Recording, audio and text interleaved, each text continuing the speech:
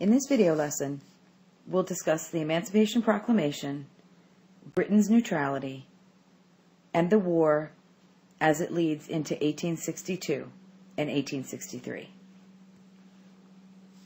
The South was depending on Britain and France to be able to come to their aid and renew the cotton trade.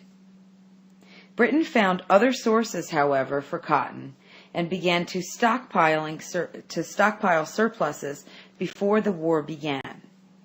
Food crops, wheat and corn from the north, had replaced cotton as America's most important export. For all of these reasons, Britain chose to remain neutral in the war between the states, and they did not choose a side, north or south. Shortly after the war began, the Confederates, also nicknamed the Rebels, sent 2 diplomats to Britain to ask for their support. James Mason and John Slidell traveled on the British ship named Trent. The Union warship, the San Jacinto, stopped and boarded the Trent as it was on its way to Britain. Mason and Slidell were both arrested. Britain took this as an act of war and moved troops to Canada for a possible war with the Union. And Lincoln is going to be able to avert war by pardoning the men and simply moving on as if the affair did not happen. Lincoln's original strategy when it came to emancipation did not involve freeing the slaves. After 1862, he realized that slaves were aiding the Southern cause by providing labor that they needed to continue to operate the plantations. Remember, Lincoln had only the only feeling that he had publicly about slavery was that he did not want slavery to expand into the territories. But he's going to change his strategy at this point in 1862 and use this change basically to change the purpose of the war from preserving the Union to freeing the slaves as well. Lincoln writes the Emancipation Proclamation, which frees all the slaves in the seceded states, not the occupied states and not the border states, only in the Confederate states. It also prevented all European countries who had abolished slavery from aiding the South. British cotton consumption is going to continue to increase, but they are no longer going to rely on the South for production. Lincoln did not want to issue the proclamation publicly until the North had a successful battle. And so Lincoln is going to use the Battle of Antietam, which is the bloodiest battle of the Civil War, as his win, even though it was technically a tie. The Emancipation Proclamation takes effect on January 1st, 1863. Not everyone was happy with the decision to free the slaves. Northern Democrats thought that it was only going to make the war longer. Some soldiers actually deserted after this, refusing to fight for the cause of freeing the slaves. The South renewed their effort to save their way of life after the Emancipation Proclamation. But the Emancipation Proclamation really had no effect on the slaves at all when it was actually announced and read. Free Northern blacks actually began enlisting in greater numbers in the Union Army, but they were serving as laborers, not soldiers. Slaves were providing the same type of labor for the South as they were for the Army in the North.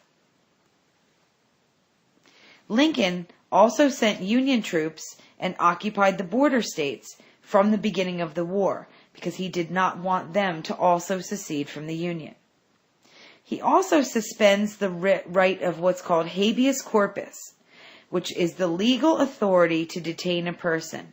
He suspends that right, and as a war power, he basically is able to detain a person that he feels would harm or threaten the Union indefinitely.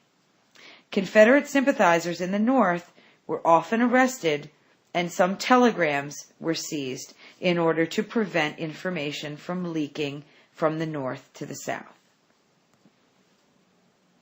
The Supreme Court Chief Justice Roger B. Taney said that Lincoln had overstepped his authority using these war powers, but he continued to use his presidential power to the fullest extent. This set a precedent, or an example, for all wartime presidents, and most wartime presidents have taken Lincoln's lead to be able to protect the American people. Copperheads were anti-war Democrats, and basically they were nicknamed Copperheads because Copperheads were a deadly and venomous snake, and so these anti-war Democrats were considered dangerous or venomous to the Union. In 1862 and 1863, the Confederacy and the Union both instituted conscription, which is the first military draft. The South recruited all able white men over 18, 17 by 1864, but they were actually taking even younger because of their limited access and their limited population. Large slaveholders and the wealthy did not have to serve. The South called it a rich man's war, but a poor man's fight. While the Union recruited young men ages 20 to 45, African Americans that were both free and slave were used as cooks in the Northern Army for construction and for heavy labor. Both sides allowed wealthy men to pay what's called commutation, which means that they could pay people to fight for them in their place.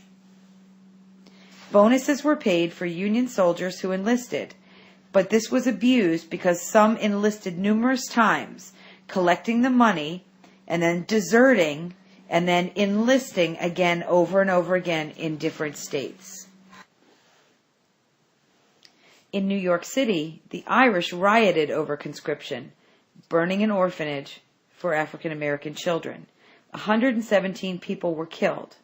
The Irish did not condone slavery, they didn't like it, but they also did not want the added competition for jobs, so they wanted the slaves to remain enslaved.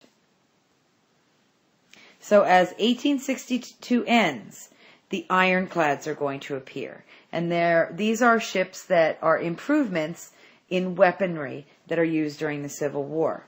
Both sides are going to make ships that are made of iron, which are capable of repelling cannonballs and enemy fire.